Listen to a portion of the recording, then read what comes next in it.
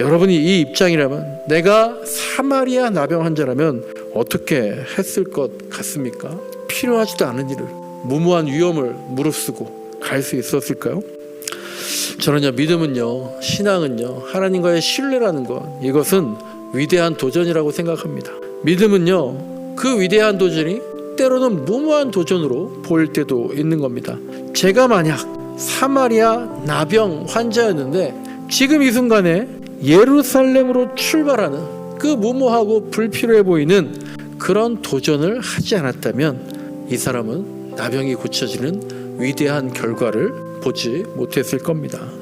우리가요, 안일한 신앙생활, 편안한 신앙생활, 그리고 습관적인 신앙생활, 획일적인 신앙생활, 이런 것들을 버리기를 소망합니다. 이 사마리아 나병 환자한테는 예수님의 그 말이 다 그런 것들이었어요. 오늘 여러분께 말씀드릴 감사에 대한 세 번째 메시지는, 그렇게 하는 거 위험하다, 그렇게까지 할 필요 없다, 그런 나의 인간적인 고집이나 우리 사회의 편견적인 시선, 그것을 과감히 버릴 때 오히려 감사의 자리가 나에게 다가올 수 있다라는 거예요. 그것이 믿음이고 신뢰입니다.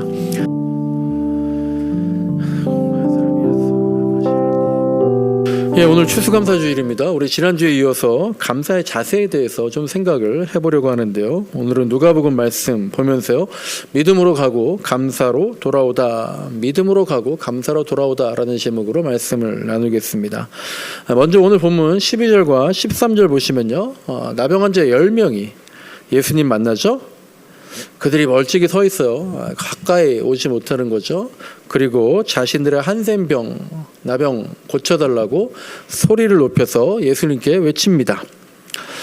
다 아시겠지만 2000년 전 이스라엘 땅에서 나병 환자들은 사람들과 격리되어서 살아야 했습니다. 그래서 마을 안으로 들어올 수가 없었고요, 사람들에게 가까이 가지도 못했습니다. 그러니까 예수님을 눈앞에서 보고도 한 발짝도 다가갈 수가 없었고, 목소리가 들릴 정도의 거리에 멀리 서서 발을 동동 구르면서 소리치는 것, 그것이 이제 이 나병 환자들이 할 수 있는 전부였고요. 아마 그마저도, 그렇게 멀리서 소리치는 것마저도 부정하다고, 재수없다고 그렇게 쫓겨날 만한 일이 되었을 수도 있습니다. 그런 나병 환자들이 13절에서 우리를 불쌍히 여겨 주십시오 라고 소리를 쳤는데요, 이 말은 이제 어떤 겁니까? 제발 우리 병을 고쳐 주십시오, 우리 문제를 해결해 주십시오 라는 뜻입니다. 오늘 이제 여러분들과 감사의 자세에 대해서 한 5가지 정도 살펴볼 텐데요. 먼저 첫 번째로는 믿음이 감사를 낳는다라는 겁니다. 믿음이죠, 신앙이죠, 신뢰죠. 사실 오늘 5가지 모든 걸 포함하는 건 바로 이겁니다. 믿음이 감사를 낳는다라는 거예요. 오늘 보면 나병 환자가요, 그냥 지나치다가 우연히 만난 예수님에게 자기 문제를 해결해 달라고 죽기 살기로 소리를 질렀습니다. 왜 그랬을까요? 예수님께서는 내 문제를, 내 병을 고쳐주시고 해결해 주실 수 있다라고 하는 믿음이 있었기 때문이다라는 거예요. 감사의 조건, 감사의 자세, 첫 번째는요, 이겁니다. 믿음입니다. 신뢰가 있을 때 먼저 감사할 수가 있는 겁니다. 우리들 모두가 마음속에 풀리지 않는 여러 가지 문제와 고민들 다 가지고 삽니다. 그런데 이 나병 환자들처럼 우연이라도 예수님 만나면 붙잡고 늘어지고 싶은 그런 마음, 정말 내가 지나가다 예수님 만나면 그렇게 꼭 붙잡아야지 하는 절박함과 그런 믿음 우리한테 있습니까? 아마 의외로 그러지 않을 가능성이 꽤 많을 것 같아요. 지금 우리는요, 언제든지 예수님 만날 수 있는데, 그런데도 우리가 예수님께 매달리면서 사정사정 하지 않기 때문입니다. 여러분, 문제가 해결되기 원하신다면, 고민이 풀리기 원하신다면요, 먼저 예수님을 찾으시기 바랍니다. 그러면 해결됩니다. 그것을 믿는 사람이 바로 우리 그리스도인 아니겠습니까? 근데 현실은 어떻습니까? 우리는 문제와 고민들, 해결할 방법들, 여러 방법들과 여러 루트를 너무 많이 가지고 있는 것 같아요. 그러다 보니까 예수님이 최우선 순위가 아니라 늘 마지막 카드로, 그렇게 되어 버리는 것 같습니다. 아직 정말로 이도 저도 안 될 때에, 정말 다 막혀버린 것 같을 때에 그제서야 지푸라기라도 잡는 심정으로 예수님 혹시 이거 가능한가요? 라고 하는 그런 자세로 예수님께 나아갈 때가 많습니다. 그리고 또 교회에서 그래요. 그러기라도 하면 다행이다 라고 하는 얘기를 또 많이 듣습니다. 여러분, 문제가 생기면요, 가장 먼저, 제일 먼저 예수님께 나가야 합니다. 절박할수록 예수님을 가장 먼저 찾으시기 바랍니다. 때로는요, 감사하게도 우리가 찾기도 전에 예수님이 먼저 우리에게 다가오실 때가 있죠. 그럴 때도 피하거나 도망가지 말고요. 혹은 예수님 못 알아보지 말고요. 오늘 본문에 나오는 나병 환자들처럼 예수님을 멀리서지만 선명하게 바라보고 그렇게 예수님을 붙잡는 우리가 되었으면 좋겠습니다. 나병 환자니까, 성경이니까 그렇겠지. 근데 사실 나병 환자들도 나름대로 이전에 할 수 있는 여러 방법들을 다 해봤을 겁니다. 그러면서 뭘 경험했겠어요? 수많은 거절, 수많은 실패, 수많은 허탕, 이것들 다 경험했을 겁니다. 그러니까 우연히 예수님 만났을 때 망설였을 수도 있습니다. 10명이나 있기 때문에 몇 사람들은 야 그냥 가자 그렇게 얘기했을 수도 있어요. 하지만 그들이 끝까지 절박하게 움직였다는 것, 그렇게 절박함 속에서 예수님을 알아봤다라는 것, 아, 이분께로 가야 한다, 그 깨달음이 길을 열은 것입니다. 여러분, 예수님 믿잖아요. 그 믿음이 우리를 감사의 자리로 안내한다. 내가 정말 믿음이 있는가? 다시 한번 생각했으면 좋겠습니다. 둘째로요, 오늘 보면 14절 보시면요, 예수님께서 이 나병 환자들을 그 자리에서 바로 고쳐주시지 않았습니다. 먼저 이렇게 말씀하셨죠. 그저 가서 제사장들에게 너희 몸을 보여라 이렇게 말합니다. 그 당시 나병 환자들도요, 가끔은 병이 나을 때가 있었나 봅니다. 병이 완전히 나오면 이제 격리 생활을 멈추고 다시 자신이 살던 마을로 돌아갈 수가 있었죠. 그리고 그것을 공식적으로 확인해 주는 그런 일을 제사장들이 담당했습니다. 제사장들이 그 나병 환자들의 몸을 살피고 다 나았다라고 선언을 해주면 그것이 곧 완치 증명서와 같은 것이 되었죠. 그래서 예수님은 그들에게 제사장에게 가서 몸을 보여라 라고 말했던 겁니다. 근데 여러분, 어떻다고 했습니까? 지금 이 사람들이 바로 고쳐지지 않았다 그랬잖아요. 솔직히 말해서 우리가 이 상황에서 제사장에게 우리라면 갈 수 있었겠습니까? 아직 몸이 그대로예요. 아직 내 피부에는 나병이 있습니다. 눈에 보이는 변화는 아무것도 없는데 여러분들이라면 어디까지 갈 수 있었겠습니까? 저는 이 말씀 보면서 그게 참 궁금하더라고요. 도대체 어디까지 갔을까? 만약에 제사장이 있는 예루살렘 성전을 여기 우리 교회라고 생각해 보면은요, 이 나병 환자들이 저 유성아이씨 바깥쪽 어딘가에 있었다라고 한번 생각해 봅시다. 거기서 예수님 만나서 예수님이 여기 교회까지 가라고 하신 거예요. 그럼 이 사람들은 몸에 여전히 나병이 나 있는 상태로 유성아이씨 바깥쪽에서 월드컵 경기장까지라도 갈 수 있었을까요? 어찌어찌 사람들을 피해서 충대 앞까지 갈 수 있었을까요? 거길 지나서 월평역까지 올 수 있었을까요? 도마 사거리까지 와서 이 교회까지 올 수 있었을까요? 어떻게 이 사람들은 예루살렘 성전까지 가겠다라고 발을 내딛고 도전할 수 있었을까? 나라면 그럴 수 있었을까? 우리가 예수님 말씀대로 살기 위해서 절박함이 있어야 되고 믿음이 있어야 됩니다.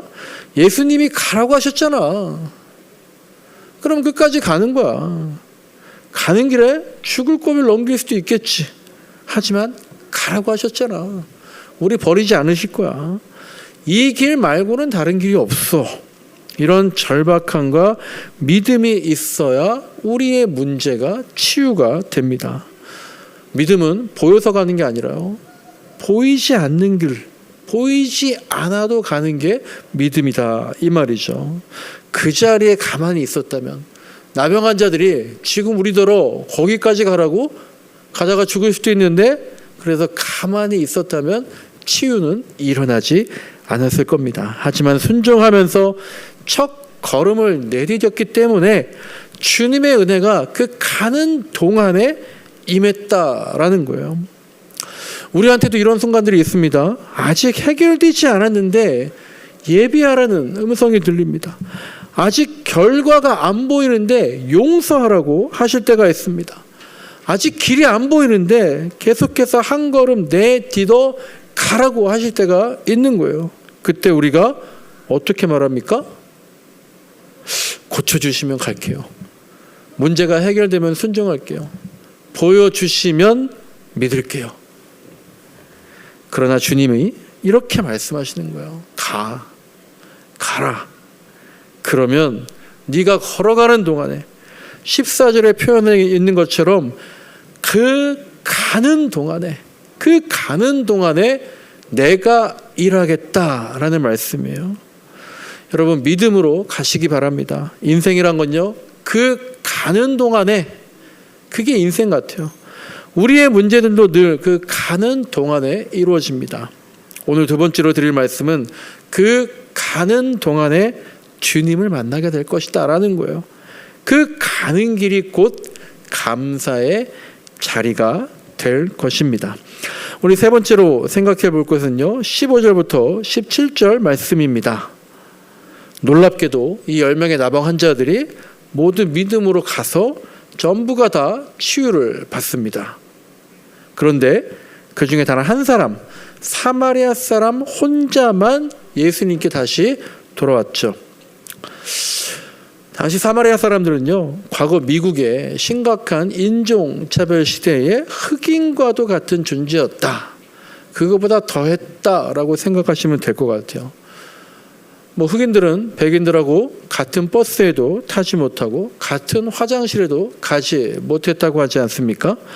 유대 사람들이요, 이 사마리아 사람들을 그렇게 차별해서 사마리아 사람들이 유대 땅에 들어올 수 못하도록, 또 유대인들은 사마리아 땅, 거길 왜 가? 그 더럽고 부정한 곳, 그렇게 거들떠도 보지 않았다라는 거예요. 근데 이걸 염두에 보고 본문을 보면은요, 예수님이 14절에서 가서 제사장에게 내 몸을 보여라 이렇게 말씀하셨을 때 모르겠어요. 이 사마리아 사람이 한 명이었을 것 같다, 그렇게 생각하는 것 같은데, 이 사마리아 사람은요, 그 말씀을 듣고 감사보다는 원망과 허탈함이 먼저 올라왔을 것이다, 그런 생각이 듭니다. 나보고 지금 예루살렘으로 가라고? 정신이 있는 거야, 없는 거야? 고쳐주겠다는 거야, 장난치는 거야? 마치 흑인들한테 야, 저기까지 가, 백인들하고 같은 버스에 타고 가면 되잖아, 그렇게 말하는 것과 똑같이 아주 위험한 일이었기 때문에 그래요. 그리고 사마리아 사람은요, 예루살렘 성전을 인정하지 않습니다. 그러니까 거기에 굳이 가서 자신의 나병이 완치되었다는 그런 확인받아야 될 의무도 없었어요. 즉 이 사마리아 나병 환자한테는 예수님의 그 말, 제사장에 가서 몸을 보여라 라고 하는 말이 무모하기도 하고 불필요한 그런 말이었습니다. 그러니까 이 사마리아 나병 환자한테는 예수님의 그 말씀을 듣고요, 희망보다는 절망이, 감사보다는 분노가, 순종보다는 비난이, 비판이, 불평이 먼저 떠오르는 게 오히려 정상적이었을 것 같아요. 여러분이 이 입장이라면, 내가 사마리아 나병 환자라면 어떻게 했을 것 같습니까? 필요하지도 않은 일을, 무모한 위험을 무릅쓰고 갈 수 있었을까요? 저는요, 믿음은요, 신앙은요, 하나님과의 신뢰라는 것, 이것은 위대한 도전이라고 생각합니다. 믿음은요, 그 위대한 도전이 때로는 무모한 도전으로 보일 때도 있는 겁니다. 제가 만약 사마리아 나병 환자였는데 지금 이 순간에 예루살렘으로 출발하는 그 무모하고 불필요해 보이는 그런 도전을 하지 않았다면 이 사람은 나병이 고쳐지는 위대한 결과를 보지 못했을 겁니다. 우리가요, 안일한 신앙생활, 편안한 신앙생활, 그리고 습관적인 신앙생활, 획일적인 신앙생활, 이런 것들을 버리기를 소망합니다. 이 사마리아 나병 환자한테는 예수님의 그 말이 다 그런 것들이었어요. 오늘 여러분께 말씀드릴 감사에 대한 세 번째 메시지는 그렇게 하는 거 위험하다, 그렇게까지 할 필요 없다, 그런 나의 인간적인 고집이나 우리 사회의 편견적인 시선, 그것을 과감히 버릴 때 오히려 감사의 자리가 나에게 다가올 수 있다라는 거예요. 그것이 믿음이고 신뢰입니다. 네 번째로 예수님께서는요, 19절을 보시면 이 사마리아 사람에게 내 믿음이 너를 구원하였다, 그렇게 말씀을 하십니다. 예수님이 병든 자를 고치실 때요, 사복음서를 보시면요, 내 믿음이 너를 구원하였다, 종종 그렇게 말씀하시면서 병을 고쳐주십니다. 우리 본문이 있는 누가복음만 보더라도요, 7장에 보면 혈루증을 앓는 여인에게 너의 믿음이 너를 구원했다라고 하시면서 그 혈루증 병을 고쳐주셨어요. 그리고 오늘 보면 17장 다음에 있는 18장에 보시면요, 여리고에 있는 맹인에게 너의 믿음이 너를 구원하였다라고 하시면서 눈을 뜨게 해 주셨습니다. 이런 것들을 보면은요, 치유가, 병이 낫는 것이 곧 구원입니다. 그런데 오늘 본문이 조금 다른 거예요. 치유는 10명 모두 경험을 했습니다. 그런데 예수님은 딱 한 사람에게만 너가 구원받았다라고 말씀하셨어요.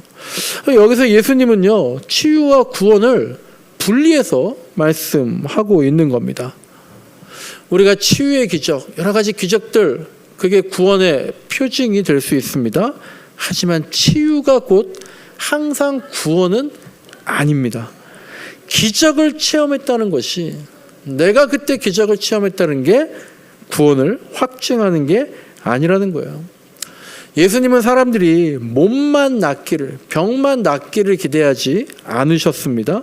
하나님과의 관계가 회복되는 온전한 구원, 하나님과의 관계가 잘 회복되는 것, 그런 진짜 구원을 원하셨던 거죠.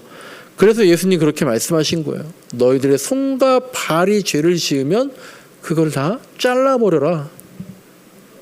그렇게 잘라서라도, 불구의 모습으로라도 영생에 들어가는 것이, 그렇게 불구의 모습으로라도 하나님과 온전한 관계를 맺는 것이 더 낫다라고 그렇게 극단적으로 말씀을 하신 겁니다. 오늘 본문은요, 온전한 구원, 관계의 회복, 예수님이 그것을 말씀하고 있는 것 같아요. 그리고 그것은 감사를 통해서 완성될 수 있다라는 거예요. 몸이 건강해도, 물질이 많아도, 명예를 얻어도, 성과를 내고 인정을 받아도요, 하나님과의 관계를 끊어버리면, 즉 감사의 마음이 없으면 진짜 구원과는 멀어질 수도 있다라는 겁니다. 오늘 본문이요, 이 9명과 1명을 그런 면에 있어서 완벽하게 대비시켜주고 있는 거예요. 9명은 치유받았습니다. 9명 은혜 받았습니다. 하지만 구원받은 자는 단 한 사람뿐이었다라는 거고요. 그 한 사람이 어떻게 네가 구원받았다라는 말씀을 들었습니까? 되돌아와서 감사하다는 그 감사의 모습이 구원의 자리로 들어가는 신앙의 문이다라는 것을 잘 기억했으면 좋겠습니다. 여러분, 감사하면서 살고 계십니까? 불평하면서 살고 있습니까? 감사의 반대말 여러 가지 있겠지만 불평도 그거 같아요. 감사가 아니라 불평이 가득한 사람은요, 감사할 수 있는 그 자리에서 밀려날 수 있을 것 같아요. 내 마음에요, 화만 차 있는 사람은요, 그리스도인이 아닐 수도 있는 것 같아요. 갈라디아서 5장을 보면은요, 육체의 일과 성령의 열매를 대조하는 본문이 나옵니다. 거기서요, 육체의 행실, 바울이 성령의 열매와 대조시켜서 말하는 육체의 행실 70%가 다 이런 겁니다. 다툼, 원수 맺는 것, 싸움, 시기, 비교, 분냄, 분쟁, 분열, 파당, 이런 게 다 육체의 죄악을 시작되게 한다라는 거예요. 반면에 성령의 열매는 또 대부분 이런 겁니다. 화평, 인내, 친절함, 기쁨, 선함, 신실함, 이런 것이 성령과 육체의 기준이 된다는 거예요. 여러분, 윤리적으로 산다고 해서 자동적으로 기독교인이 되는 거 아니지만, 그러나 기독교인이라면 윤리적으로 살아야 한다는 게 바울 서신들의 공통점인 것 같아요. 그런데 그 중에서도 특별히 중요한 게 화를 품지 않는 것, 불평과 비교와 싸움을 삶의 습관으로 두지 않는 것입니다. 그래서 갈라디아서를 보는데요, 5장에서 바울이 편지를 정리하면서 이런 말을 합니다. 잘난 체 하지 마십시오. 서로 싸움을 걸지 마십시오. 서로 질투하지 마십시오. 그렇게 하는 것이 성령의 인도하심, 성령의 지도함을 따라 사는 겁니다. 그렇게 얘기를 하는 거예요. 여러분, 감사하면서 살기도 벅찬데 불평과 불만, 비교, 이것들이 정말 내 몸을 떠났으면 좋겠어요. 얼마 전에 라디오에서 인터뷰 방송을 하던데요, 이런 내용을 들었습니다. 신승규 씨라는 분이 있던데 미국에서 30년 동안 애널리스트로 일을 하고 있었답니다. 그런데 시각장애인이에요. 오랫동안 그렇게 월스트리트에서 일한 것만 해도 되게 보통 일이 아닌데 그분은 앞을 못 보는 거예요. 근데 30년 동안 애널리스트로 일했답니다. 그래서 아나운서가 물어보는 거예요. 이런저런 얘기하다가 정말 대단하십니다. 어떻게 그렇게 오랫동안 버텨오셨습니까? 그랬더니 이분이 이렇게 대답을 하더라고요. 제가 운이 좋았습니다. 그러는 거예요. 어떤 점이 그렇다는 겁니까? 그랬더니 주변에 도와주는 사람들이 참 많았다는 거예요. 직장 동료들도요, 내가 안 못 보는 사람이라고 싫어하는 것이 아니라 회사에다가 방 하나를 마련해주고 거기에 들어가서 동료들이 수시로 들어가서 자료를 계속해서 녹음을 해줬다라는 거예요. 그래서 자기는 그 녹음된 걸 들으면서 분석하고 정리할 수 있었다라는 거예요. 시각장애인으로 살고 있는데요, 나는 운이 좋았다고, 감사하다고 말하는 사람이 있습니다. 성경은 요셉에 대해서도 그렇게 평가하잖아요. 형통하였다. 감옥에 있었으나 형통하였다. 그렇게 말하는 것. 그렇게 볼 수 있는 게 감사의 자세가 아닌가 싶습니다. 오늘 본문에서 나머지 9명이 불평과 불만만 있었다, 뭐 그런 내용은 나오지 않습니다. 그런데 저는 이런 생각이 듭니다. 엄청난 기적을 체험해도 감사의 마음을 갖지 않는 사람은 비교와 불평을 통해서 불만과 화를 토해내는 사람은 결국 치유의 기적, 물질의 기적, 건강과 인생의 모든 축복으로도 구원의 문을 넘지 못할 수가 있다라는 생각도 듭니다. 마지막 5번째로 1절 말씀 봅시다. 예수님께서 지금 어딜 가고 계십니까? 어떻게 가고 계신가요? 사마리아와 갈릴리 그 사이의 길을 걸어가고 계시다, 그렇게 말씀하고 있습니다. 사마리아 사람, 계속 말씀드렸죠? 부정한 땅입니다. 이 사마리아 부정한 땅이고요, 예수님의 출신 갈릴리 그쪽은요, 무시받는 동네였어요. 이 갈릴리와 사마리아 사이의 길은요, 민족적으로, 종교적으로 매우 애매한 경계의 공간입니다. 무시받는 땅, 부정한 땅, 그 사이를 걷고 계신 거예요. 바로 그 경계에서 예수님께서 사회에서 낙오자로 버림받은 나병 환자들 만나신 겁니다. 예수님은 늘 경계에 서 계신 분이었습니다. 새로운 포도주와 낡은 오래된 포도주, 그 경계에서 무엇을 하셨습니까? 낡은 부대를, 그 포도주 부대를 바꾸시는 분이었습니다. 뭔가를 계속 경계에서 허무시는 분이에요. 우리도 늘 경계에 있습니다. 내가 붙들고 있는 것과 내가 버리고 내려놔야 될 것들, 그 경계에 서 있습니다. 그런데 우리가 예수님과 다른 것은 뭐예요? 예수님은 그 경계선을 부단히 옮기고 허물고 계시는데, 그래서 새롭게 세우시는데, 우리는 그 경계선에서 어떻게 합니까? 늘 우물쭈물하고 어찌할 바를 모르면서 이래도 될까요? 저래도 될까요? 그렇게 살고 있다는 겁니다. 이스라엘 사람들은요, 유대 사람들은요, 사마리아 사람들을 그 자신들의 경계 밖으로 밀어내버렸습니다. 부정한 사람이라고 낙인 찍었습니다. 그리고 갈릴리 사람들도 자신들의 그 벽 뒤로 밀어내었습니다. 뜨내기들이 사는 곳이라고 하면서 갈릴리 나사렛에서 무슨 선한 것이, 메시아가 어떻게 나올 수 있느냐, 그렇게 하면서 선을 긋고 너희들 이 선 넘어올 생각도 하지 마, 그렇게 얘기하고 있는 겁니다. 그들은 또한 나병 환자들을 그 격리의 벽 뒤쪽으로 밀어내고 차별하면서 살았습니다. 그런데 예수님은 지금 그 모든 경계가 만나는 길을 걷고 계신 거예요. 사마리아와의 경계, 갈릴리와의 경계, 나병 환자들과의 경계, 거기를 일부러 걸어가고 계신 거예요. 그렇게 그 길을 걸으시면서 그 경계선, 경계의 벽을 하나하나 허무십니다. 그래서 낡은 부대를 새 부대로 바꾸고 계신 거예요. 여러분, 우리 인생 어떻게 살고 있습니까? 우리 신앙생활 어떻게 하고 있습니까? 이 사회에 여러 가지 있는, 나에게 있는 경계선을 피해서 갑니까?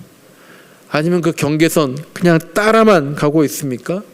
아니면 예수님처럼 그 경계선 허물면서 가고 있습니까? 우리가 경계선을 피해가면은요, 끝내 그리스도인 될 수 없을 것 같습니다. 경계선 따라만 가면은요, 그저 유대인들처럼 그냥 하나의 종교의 체계 안에서만 머물러 있을 것 같습니다. 경계선을 허물 때야 예수님께서 가셨던 그 길을 가는 것이고요, 무엇인가를 허물 때에는 늘 반대와 실망과 좌절 따르게 되어 있는 겁니다. 우리 앞에 있는 경계들이 있어요. 신앙과 현실의 경계들, 말씀과 삶의 경계들, 믿음과 두려움의 경계들, 희망과 절망의 경계들이 있습니다. 인내할 것이냐 체념할 것이냐, 그 경계선에 있습니다. 전통이냐 혁신이냐, 이 경계선에 있습니다. 그 경계를 피하지 마시고, 경계를 맹목적으로만 따라가지도 마시고, 나병 환자 같은, 사마리아 사람 같은, 갈릴리 사람 같은 그렇게 미천한 내가 그 길을 허물면서 갈 때에 바로 그 미천한 길에서, 그 경계선에서 나를 기다리고 계신 예수님 만날 수 있다라는 걸 믿으시기 바랍니다. 그러면 우리도 예수님 발 아래 엎드려서 감사할 수 있게 될 거예요. 경계를 허물면서 걸으십시오. 그것도 바로 감사의 자세가 될 겁니다. 말씀을 정리합니다. 나병 환자 10명이 예수님 말씀 믿고 믿음의 길을 떠났어요. 그 길 위에서 그들은 가는 동안에 치유를 경험했습니다. 그것도 대단한 일입니다. 그런데 그중 한 사람은 다시 예수님께로 되돌아와서 감사를 표했습니다. 그랬더니 그 사람에겐 더 대단한 일이 일어납니다. 너의 믿음이 너를 구원하였다. 그런 말씀을 듣습니다. 치유라는 기적에서 머문 9명과 구원의 자리에까지 들어간 한 사람의 차이가 어디에 있었던 겁니까? 바로 되돌아와서까지 하나님께 돌리는, 예수님께 돌리는 감사가 그 차이를 만들었다라는 겁니다. 우리 각자의 삶에도 수많은 경계의 길이 있습니다. 아까 말씀드린 것처럼 신앙과 현실 사이, 믿음과 두려움 사이, 희망과 절망 사이, 말씀과 삶의 사이, 그 애매한 경계에서 우리가 신앙생활 버티느라고 지치고 때로는 포기하고 싶을 때도 있었을 겁니다. 하지만 그 경계의 한가운데를 지금 누가 걷고 계십니까?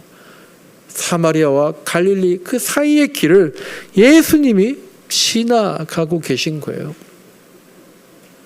거기에서 있을 때 우리가 주님 만날 수 있다라는 겁니다. 믿음으로 오라고 오늘 설교 제목, 그리고 감사로 돌아오라고 그렇게 예수님께서 기다리고 계신 거예요.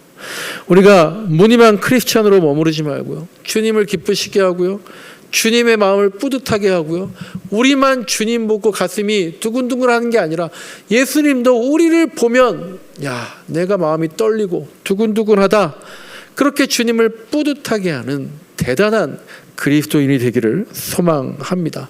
불평 대신에 감사를 드리고요, 도망 대신에요 경계의 길을 선택하고, 체념 대신에요 믿음의 한 걸음을 내딛기 시작하는 그 자리가 오늘 추수감사절, 바로 이 자리가 새로운 출발점, 감사의 출발이 될 수 있기를 간절히 소망합니다. 그래서 우리가 믿음으로 갈 때, 감사로 돌아올 때 그 길에서 주님 깊이 만날 수 있는 저와 여러분들의 신앙생활이 되기를 진심으로 기원합니다.